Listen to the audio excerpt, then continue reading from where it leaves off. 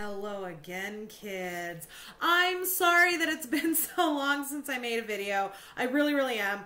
A lot of shit kind of like just all exploded all at once, which was really kind of weird. Although, in my world, chaos is a given.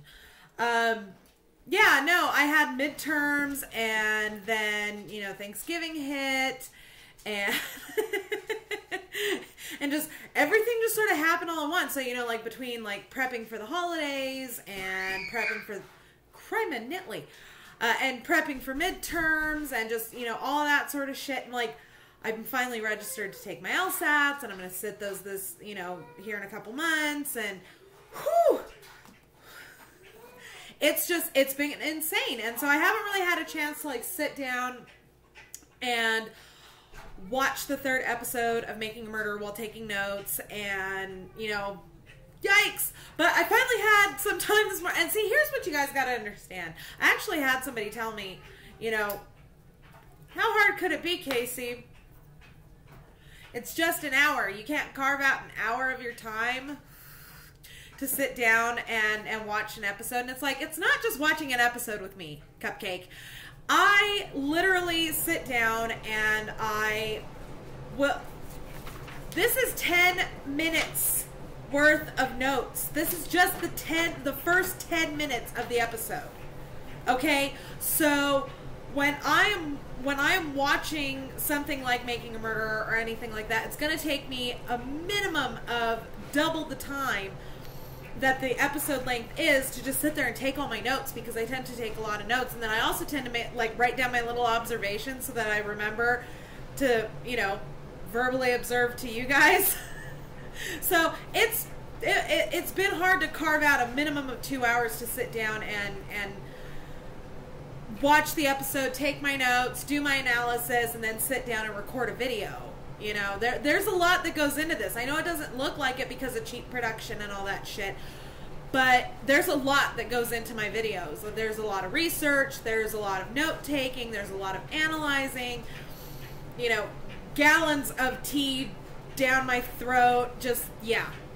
There's a lot. There's a lot, okay? That's the takeaway from this. There's a lot. So,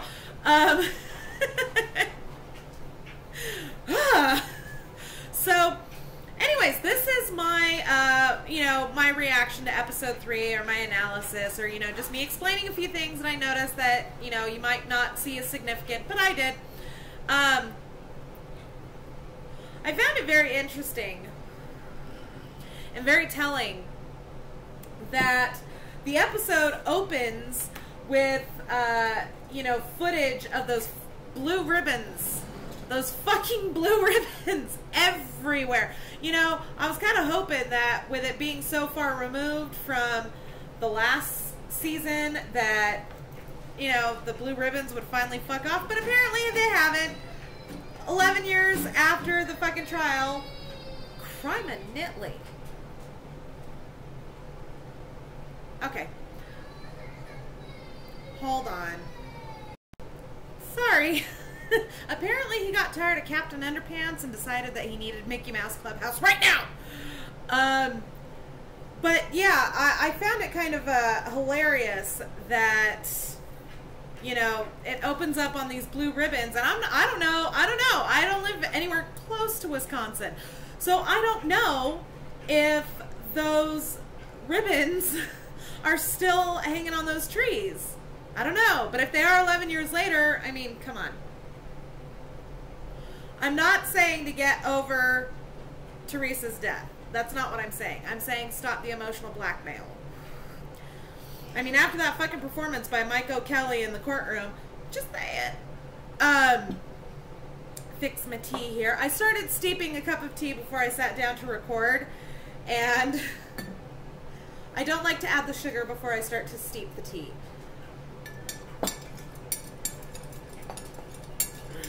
See this, how big it is when I'm playing. Oh, sorry, you can. Anyways, like I said, guys, my life is crazy. It is crazy just by virtue of how many kids and how much shit goes on around here. It gets crazy. So, you know, Kathleen, I gotta say, I love that she is actually showing concern for the Halbach family. I think that's what a lot of people seem to forget in all of this, is they seem to think that if we support Stephen Avery and we support Brendan Dassey, that means that we're against Teresa Halbach, and that's not the truth. The truth is that, you know, I think at the end of the day, while we start out supporting Stephen Avery and supporting Brendan Dassey, a piece of tobacco got in my mouth somehow. Don't know how that happened.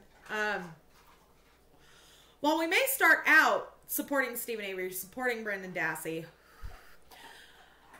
ultimately we are supporting Teresa. That's the number one person that we're supporting right now, because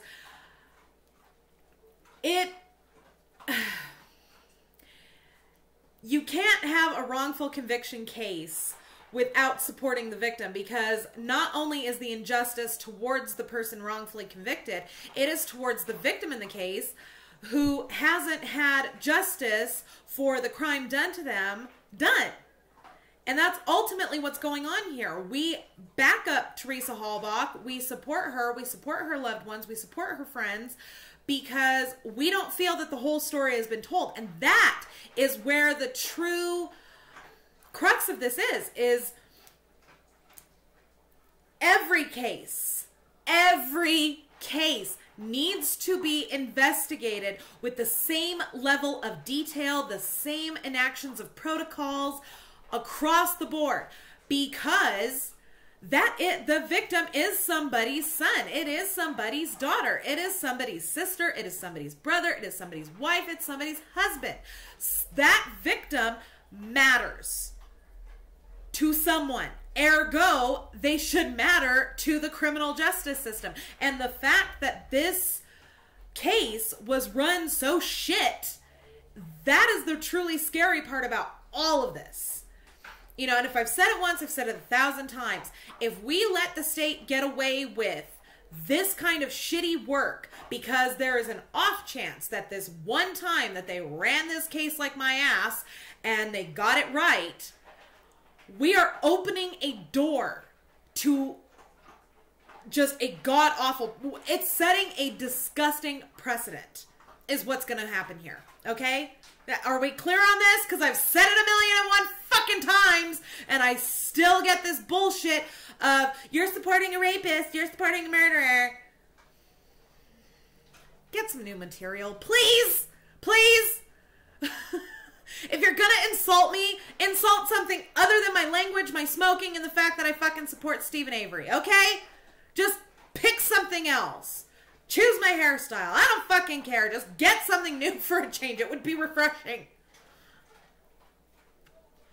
So, you know, then Chris Narat, who apparently is a friend of Teresa's, ooh, crikey, comes on and he says, you know, that he believes that if this wasn't a high-profile case, I doubt Kathleen Zellner would be working on it. Really, Chris? Really? Because this is like the 80,000th high-profile case that Kathleen Zellner only works on high-profile cases. You do realize that in between the time that this was filmed and the, you know, now that it's premiered, she's exonerated 2 more people, which hardly anybody had ever heard of before. So if fame is the only thing that is motivating Kathleen Zellner, why isn't her caseload filled with nothing but high-profile cases? Just saying. And then he says, you know, do you really need to use Twitter to try to get a guy out of jail? In this day and age, Chris, I'll answer that for you right now. Yes! Yes, you do. That is how this is done. Kathleen Zellner is no fool. She knows that by appealing to the public and keeping them abreast and keeping them engaged, she's keeping the pressure on the officials. And when you keep the pressure on the authorities, it forces them to take a look at a case. The same kind of pressure that forced them to do the shitty job in the first place. See, here's the thing, kids. Let me explain this to you. Time out. Let me explain this. A good portion of wrongful conviction cases come out of small rural areas. And the reason is because these are places that are not used to handling these kinds of cases. Okay, look at West Memphis 3. Look at David Thorne. Look at Nathan Rion. You know, these are all cases that were in more rural areas of the country. And it's because those police departments have never really had to deal with this kind of a high profile, high pressure case. So, you know, people that live there, you have to look at all of it. This is why I crack up when politicians are like, I'm going to be tough on crime. What the fuck do you mean by that exactly? Because there's a lot of shit that goes into the crime rate there, pumpkin. You have to look at a lot of factors, okay? First, you have to look at the fact that we're talking about a rural area. An area that is not known for high crime, is not known to have dozens of murders every year, especially dozens of salacious, you know, just gruesome murders. We are looking at an area that does not deal with a whole lot of rapes, a whole lot of burglaries, a whole lot of robberies, a whole lot of muggings, a whole lot of assault and battery. We're not looking at that. We're looking at a rural area of the country. Now, this is an area where people believe they are safe. This is why people move to small towns, is because they believe the smaller the town, the lower the crime rate, which is usually true. So the police departments, by extension, are not used to dealing with this kind of stuff. So then when this big crime happens, all of a sudden the pressure is on from the public, you know, hurry up and find the guy who did this. Hurry up and solve this. We need to feel safe in our little safe community. What are you doing? Why aren't you out finding the guy who did this? You know, they're dealing with a lot of this public pressure and they crack. Okay, that I believe is what happened in the West Memphis 3 case. That is what I believe happened in the David Thorne case. They were under pressure to find who did this because it terrified the shit out of the population. In the Stephen Avery case, I believe they were just looking to nail his ass to the wall. I don't know, because it was Tuesday. They were bored, because apparently that's their fucking qualification up there in Wisconsin. So, the roundabout way of telling you, Chris, yes, using Twitter to get a guy out of jail is absolutely fucking necessary in this day and age. Part of what got the West Memphis 3 released was the fact that the case file was online, and this shit started to come out right around the time that the internet started to really get going. And so we had people all over the fucking world paying attention to the West Memphis 3 case. All of a sudden, you know, West Memphis Police Department and the state of Arkansas couldn't have that shit being looked into too deeply, so they offered them the Alford plea. Okay? In this day and age, the main vehicle is social media. And to get and keep that kind of pressure on top of the authorities so that they feel the pain to get this shit done is there. And yes, you have to keep a constant level of pressure going. So now that we've explained it to you, I hope you understand. You know, then this is what kind of gets me though. He proceeds to say, you know, she's not a dumb lady. Oh, how generous of you, Chris. Yeah, no, she's not a dumb lady. 20 exonerations under her belt. Just saying. But he does say, you know, she's just trying to find a loophole. Yeah. And loopholes come in many different shapes and sizes. Loopholes can come on technicalities, although, as Kathleen Zellner herself observed, at this level, not going to happen. He's not going to get out on a technicality at this point. A loophole can also come in the shape and size of new evidence. That's the loophole she's looking for. So yeah, absolutely, she is trying to get him out on a loophole. Welcome to law. That is how the justice system works. Why are my little, like, I have these little wings that cut, these little baby hairs that just irritate the hell out of me, and I don't know what to do with them. You know, and then Pete Dassey, they show Brendan's dad, Pete. And here's what got me about that. You know, Pete Dassey is talking about kicking in for gas. But here's the thing. Why? Oh, why does Pete Dassey need to kick in for gas? What happened to all them gas cards people fucking donated, Barb? What happened to the GoFundMe account that had a shit ton of money sitting in it. Why does Pete need to kick in for gas if all of Brendan's supporters are donating like fucking crazy? Just saying. And I can't get over, you know, their house and their brand new cars. And I'm like, you know, hubby and me, we pull down a pretty decent salary every month. We pull down a pretty decent amount of money every month. And even we can't afford the payments on a brand new Jeep. Where's this money coming from? But I think what got me slightly more pissed off was Barb saying, you know, the worst part about it is leaving him behind. Now, as a mom, and as a mom whose older children have moved out of the house, I felt that. Like, that shit reached down into my heart and, like, pulled it. I hate having to leave at the end of a visit with my sons because I miss them so much and I just was not ready for them to grow up so quickly. I don't think any of us really are, you know, and I can only imagine how much harder it is when, you know, it's not you leaving your son at his house 3 hours away. It's you leaving your son inside of a prison that he can't leave to come and see you. He can't leave to go to work. He can't leave to go have a beer with some friends. You know, I can only imagine how much harder it is for her with Brendan being in prison. But here's where I have an issue. Barb seems awfully interested in having to leave Brendan there, but evidence is showing that she knows far more about this crime, or at least suspects, and the evidence is pointing towards her husband and her other son, and she's losing her shit all over the place. And it's like, well, but sweetheart, when you sign on to have your kid exonerated for something like this, when you sign on and you keep spewing, I just want the truth, I just want the truth out, I just want the truth out, you have to sign on, you have to accept that that means all the truth, the whole truth and nothing but the truth, so help you fucking God. And that means that if it points in the direction of your other kid, deal with it.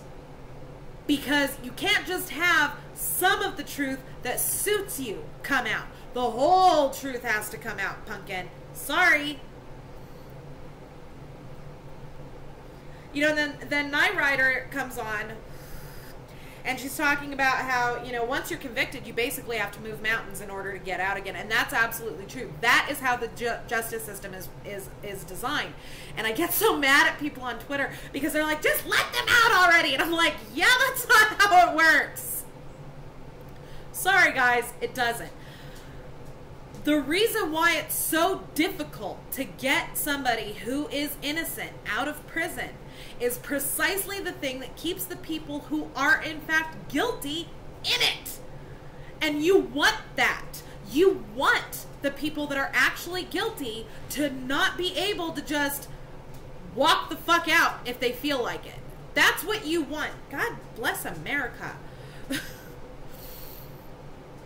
You need to understand that that is how our justice system is designed, because our justice system is designed for the majority of inmates to be guilty.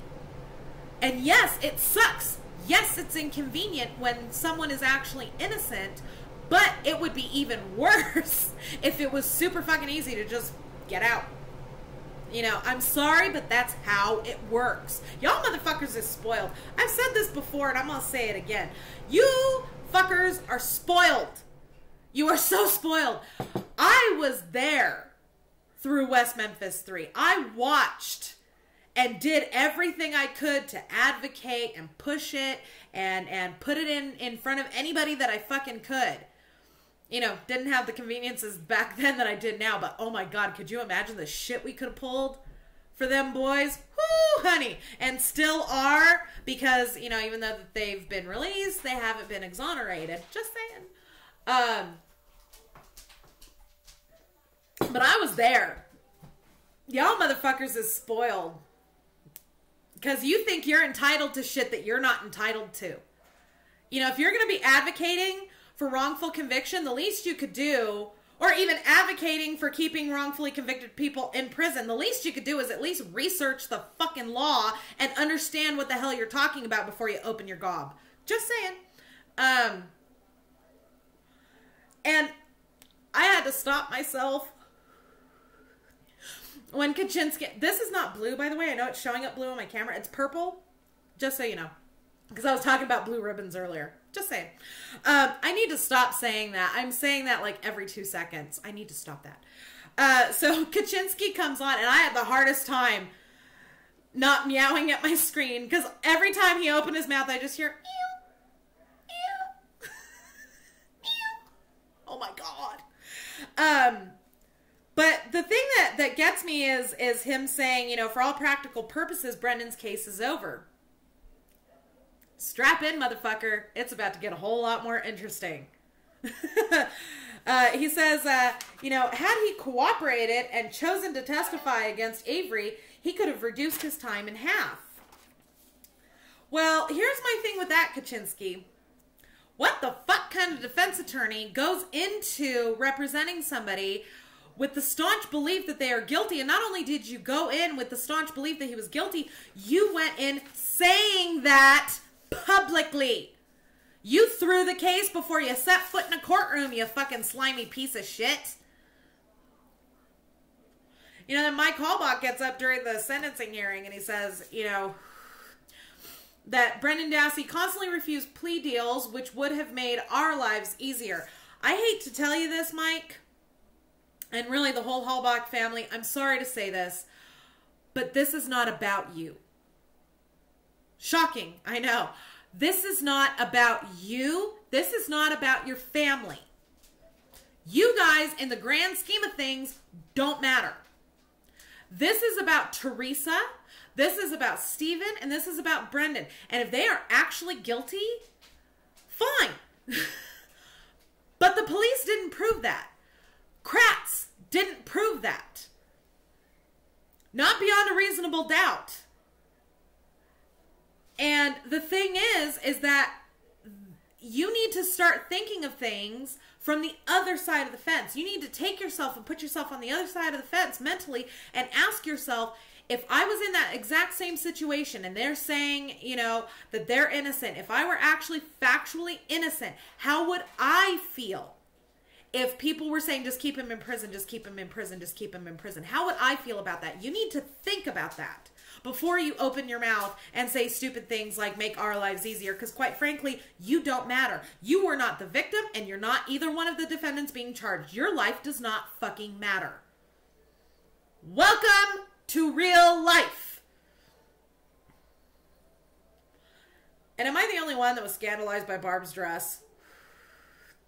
What is with the disco queen dress going into your son's sentencing hearing? Did you not own a sweater? Something? Anything? A button-up? Come on. You know, and then what gets me, though, is in this instance, and we've got this on tape, Barb. Barb says, Stephen's lawyer is good, and I think she will find out who did it. Unless it leads to your door, huh? Because now she's just a dumb bitch who doesn't know her ass from a hole in the ground, according to you. Never mind the fucking years of college, never mind the years of law school, never mind the years of practicing fucking law. According to you, now she's stupid because she's following the evidence. But before she showed up on your doorstep, she's a good lawyer, she's a smart woman, she can find out who did this, huh? Funny, that escalated quickly. And I love how Zellner calls this one of the all-time stupidest cases. Because she's not lying. Zellner, please take a look at David Thorne. You want to see some real shit? Look at that. Because, oh my God. you know, and Kratz, so then they flash back to the trial, and Kratz says, you know, big whopping fire. Big whopping. He says that a lot throughout the course of the case. Big whopping fire. Is that the technical term, Kratz? I mean, come on, man. I know you're not the smartest fucking cookie, but even you could come up with a much more professional sounding word than whopping. I'm assuming. You know, and he says, he tells the jury, you know, nobody else reported a big whopping fire anywhere else on that property. Why on that property? Why couldn't the fire, why could a fire involving Teresa Halbach's remains only have taken place on that property? Did it not occur to you that there is a very real possibility that that fire that consumed Teresa Halbach's remains could have been done elsewhere, Kratz? Because that speaks to reasonable doubt.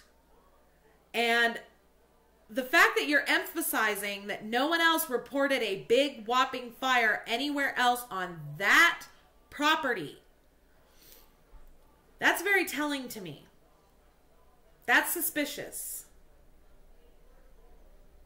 I don't like how that hits the brain. Doesn't make sense. What time is it? Oh, good. I still have some time to talk.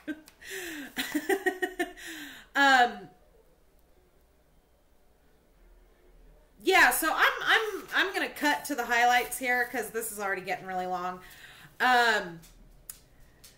You know, the burn expert discusses how, you know, in an open air pit, the subcutaneous fat will kind of transform into this sort of brownish goo.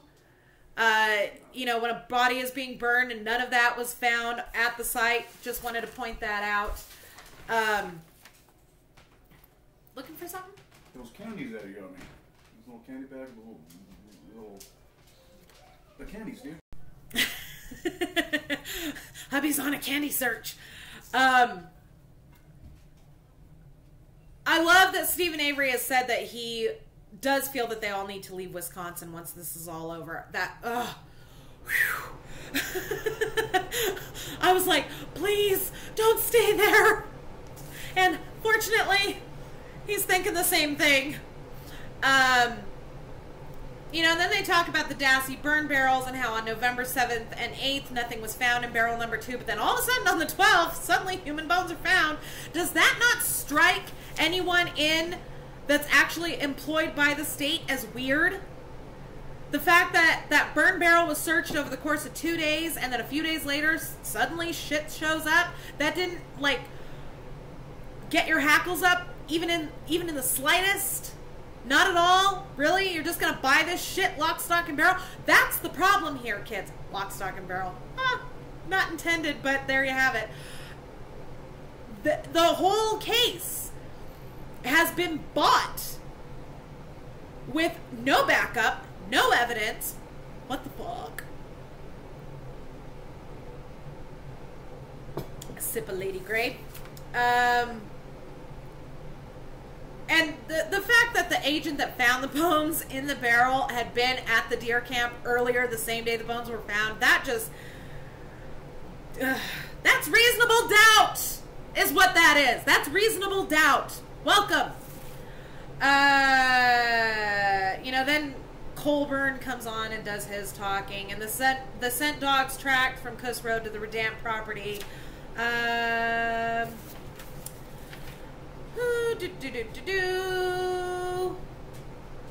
But Schimmel is such a slimy little fucking weasel, involving the Halbach family and all that stuff. You know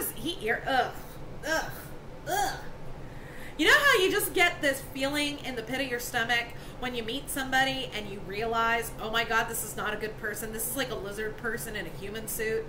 That's the feeling I get when I look at Brad Schimmel. There's something wrong. The X, the Y, something went terribly wrong during the course of his in utero development that just... So, I know that this is kind of ending on an anticlimactic note, and I apologize for that. But like I said, guys, you know, I've got a lot of shit going on. I got finals next week.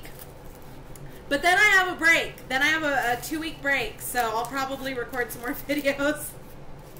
And, you know, trying to keep the pressure on Alliance, Ohio for the David Thornton case. You know, incidentally, if anybody would like to donate to either David's Defense Fund or to his Christmas box, please get in touch with me. I can give you the donation channels for that. That's what I have for this video here, kids. This is a half an hour video. I tried to tell you it was going to be long. Sorry.